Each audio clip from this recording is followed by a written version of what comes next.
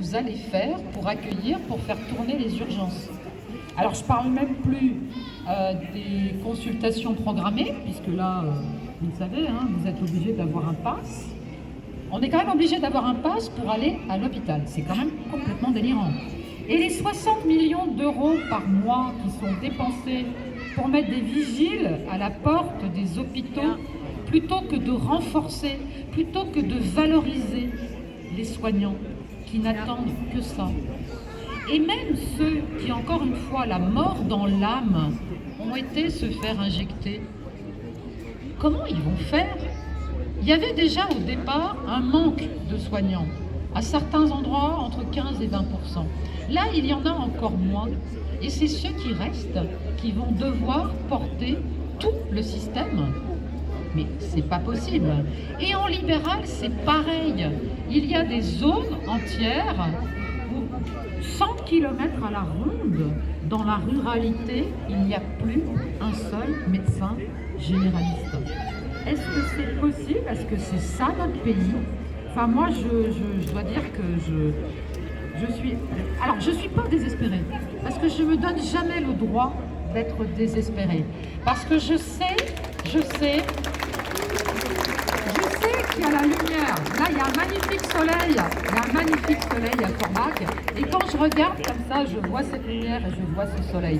Et je sais que les Français, même ceux, encore une fois, qui, parce qu'ils y ont cru, ont été déjà faire les 2 injections, il y en a plein qui m'écrivent, il y en a plein qui me disent « Jamais on ira faire la 3e ». Pourquoi? Parce qu'on sait aussi tous les effets secondaires qui sont cachés. On n'en parle pas suffisamment, malheureusement. Les chiffres de la NSM sont, vous savez qu'il y a à peine, même pas 10% des effets secondaires déclaratifs qui figurent sur le site. Et en plus, ils font disparaître bizarrement des chiffres, que ce soit sur le site de la NSM, que ce soit sur le site EDRA Vigilance. Il y a des chiffres qui bizarrement bougent. Donc on ne peut plus leur faire confiance. Ce gouvernement trahit tous les jours un peu plus le peuple français. Et depuis 18 mois maintenant que je vais à votre rencontre, il y avait une demande très très forte pour que tous les collectifs citoyens, qui se sont d'ailleurs engagés pour beaucoup dans les cantonales, dans les régionales, ils sont venus vers moi pour me dire « mais il faut absolument que vous puissiez porter notre voix, il faut absolument qu'on puisse démontrer à eux là-haut que certes vous êtes seuls à l'Assemblée nationale, mais partout en France, vous n'êtes pas seuls. Nous les citoyens, on est avec vous. Et je le sais que vous êtes à mes côtés. Je le sais que vous êtes avec moi. Je le sais que vous portez ce combat. Et c'est pour cela que malgré toutes les difficultés administratives et malgré le fait qu'on a tout fait pour m'empêcher de créer cette force de rassemblement, j'y suis enfin arrivée. Donc, ensemble pour les libertés, cette force de rassemblement, j'ai pas voulu appeler ça un parti politique, même si de façon très transparente, cette association que je viens de créer, comme je suis une élue de la nation, c'est forcément une association politique. Mais c'est pas ça le problème, parce que depuis 18 mois, et même avant, parce que vous savez que j'avais très largement voté contre des tas de trucs dès que j'ai été élue, je ne supporte pas l'idée de faire de la politique politicienne. Or, tous les élus, depuis même pas Macron, ça avait commencé depuis bien longtemps, font malheureusement de la politique politicienne. Il y a quelques élus locaux qui font un travail remarquable. Il faut absolument accompagner ces élus locaux parce que ce sont sur des territoires les plus proches de vous que cette démocratie citoyenne peut à nouveau vivre, peut à nouveau trouver un espace d'expression. Mais je peux vous dire que là-haut, au Sénat et à l'Assemblée, j'ai honte de mes collègues. J'ai honte de tous ceux qui me disent « Non mais Martine, t'es complètement zinzin. T'as pas compris que tu pourras jamais être élu député, que de toute façon ta carrière politique est morte. » Et moi je les regarde et je leur dis « Mais j'ai jamais eu l'intention de faire la moindre carrière politique. La question de la carrière, c'est indécent. Aujourd'hui, la France va tellement mal. Aujourd'hui, ces personnes sont tellement en difficulté parce que les impacts de cette crise, c'est quoi? Ce sont des impacts économiques. Et encore une fois, depuis avant-hier, il y a des gens qui sont diplômés, des gens qui avaient un métier, des gens à qui on dit « Vous n'avez plus le droit de faire vivre votre diplôme et d'aller travailler. » Non mais c'est incroyable. Et ces gens, on les précipite dans la précarité. On avait 10 millions de personnes qui vivaient sous le seuil de la pauvreté en 2020. On va bientôt atteindre 12 millions de personnes qui vivent sous le seuil de la pauvreté dans notre pays. Ça, c'est le premier impact. Et forcément, le deuxième impact immédiat, c'est l'impact social. J'ai été vraiment traumatisée, je crois que le mot n'est pas trop fort, à Paris, de voir ces files interminables devant les Restos du Cœur, devant la Croix-Rouge, pour les étudiants, pour les jeunes adultes qui ont dû décrocher parce qu'ils n'avaient même plus de quoi mettre un truc dans leur assiette. Et ça a commencé très vite. On les a exclus de tout, de leur cursus universitaire, de leurs écoles. Et aujourd'hui, c'est pas mieux. Il y en a beaucoup qui n'ont pas eu la force, qui n'ont pas eu l'énergie, qui n'ont pas eu l'envie de se raccrocher aux études qu'ils avaient commencées. Et puis les enfants, je ne peux pas m'empêcher en tant que psychiatre d'évoquer la situation psychique des enfants. On a beau dire que les enfants sont résilients, on a beau dire que les enfants supportent le masque, les enfants acceptent de porter ce masque du matin au soir pour ne pas peiner les adultes, pour ne pas faire de peine aux parents, pour ne pas faire de peine aux professeurs, pour ne pas faire de peine aux instituteurs.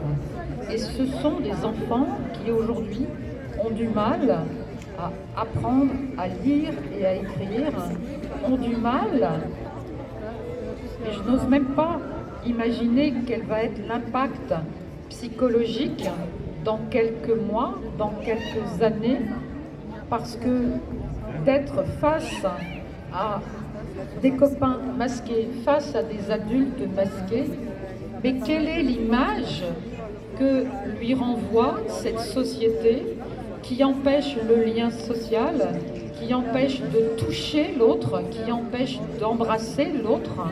C'est absolument terrible. Je ne sais pas, je regarde s'il y a des enfants, je crois qu'il n'y en a pas. Et je sais qu'aujourd'hui, voilà, alors on ne va pas en parler, mais voilà, il y a des enfants qui font un choix absolument terrible. Et c'est la première fois. C'est la première fois que des confrères pédopsychiatres font remonter de telles choses, alors qu'on vit dans un pays merveilleux, on vit dans un pays qui a tout pour nourrir sa population. Bon, il y a peut-être des petites choses à régler en matière de réindustrialisation, en matière d'autonomie, mais on a tout, la France est belle, et là on est en train de ruiner la France. Ce gouvernement ruine la France, ce gouvernement ruine l'Europe. Et pourquoi Macron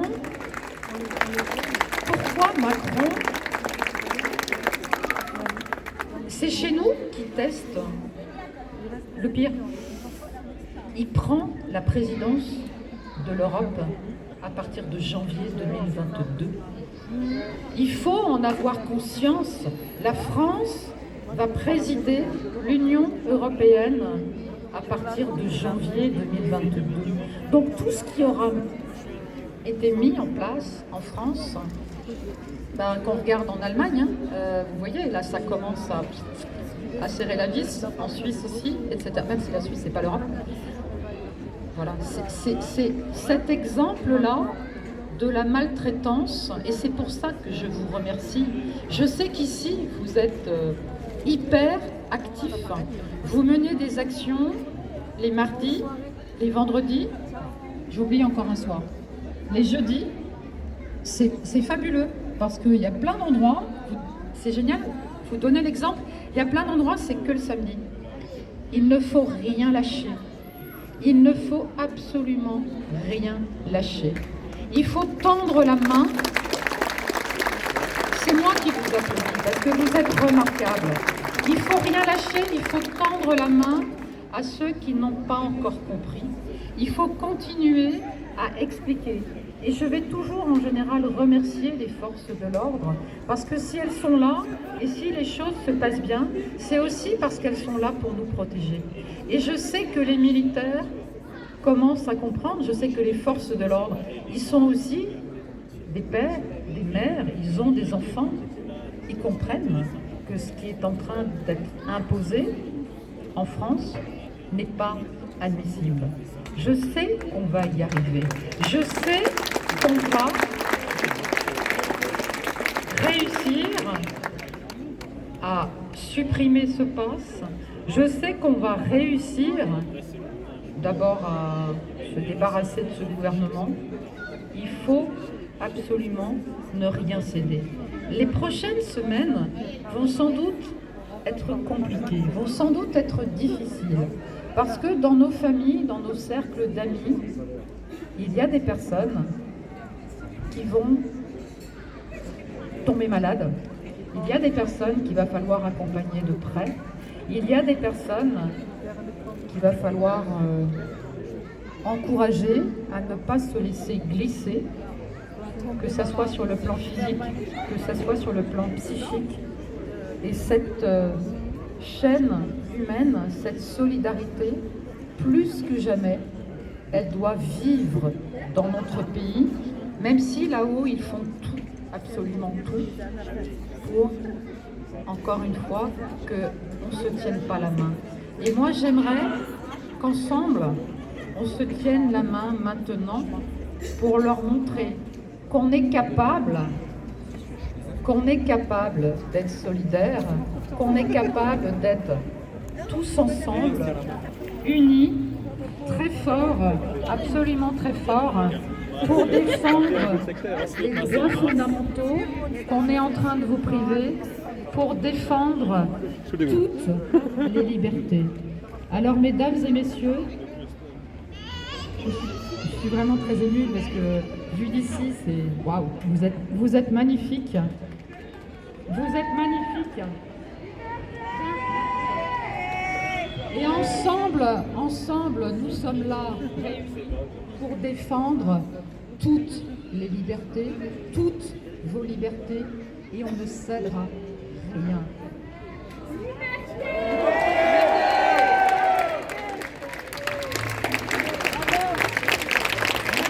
Merci au collectif de la Graine d'Or de m'avoir invité avec vous, parmi vous. Merci à vous de ne rien lâcher. Merci à vous d'aller chercher, de faire de la pédagogie tout doucement. C'est difficile, toujours et encore, tous les jours,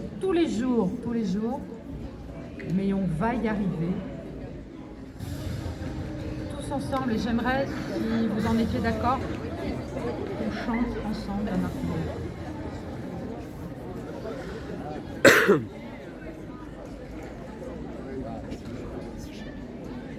À nos enfants de la patrie, le jour de gloire est arrivé.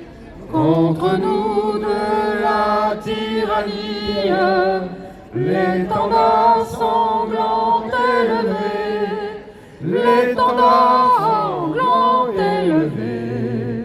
Entendez-vous dans nos campagnes mugir ces féroces soldats qui viennent jusque dans nos bras, égorger protégez vos fils et nos campagnes.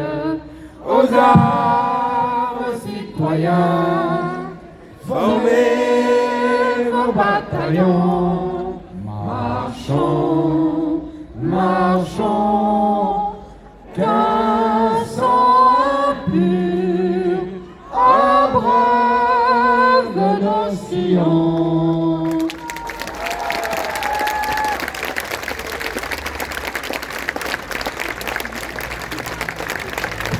Merci à tous. Et Monsieur Macron, Monsieur Cassaro, Monsieur Arène, j'espère que vous m'entendez aujourd'hui. On a mis des haut-parleurs pour vous, pour que les gens puissent crier le pass sanitaire. On n'en veut pas. Le pass sanitaire. On n'en veut pas. Le pass sanitaire. On n'en veut pas. Merci, merci. Merci, vraiment. Et j'aimerais que le soignant, le médecin, je ne sais pas qui c'est, en tout cas un grand homme, quand il a déchiré son QR code, s'il veut venir dire quelques mots, on lui passe volontiers le micro. Avec plaisir.